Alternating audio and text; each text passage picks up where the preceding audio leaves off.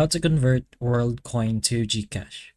So you're gonna go ahead here in your Worldcoin inside the World app, and then you're gonna claim the funds you have using your World ID. So what you're gonna do is choose spending in this section so that it's much faster. And once you're doing that, you're gonna need camera access as well to, verify yourself. Then you're gonna go ahead into GCash to basically just get the address from here. Go ahead into your Gcrypto. So view all Gcrypto and then find the Worldcoin. So it's gonna be here in the market. Just go ahead and scroll down until you find WLD. You can search for it if you'd like, but as long as you go into Worldcoin and press on receive, since you're gonna get it here.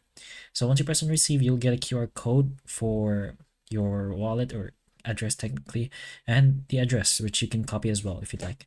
So you can go ahead and press on copy, which is basically just this button, and you will get the address. And then back in the World app, you can go ahead and press on withdraw and choose the crypto app option. Here you're gonna press on the World chain and find the others option. So you can go ahead and confirm it eventually, but what you're going to do now is just put in the address by pasting it, the one you got from your Gcrypto, and just put in how much you want to withdraw. You can put in max if you like.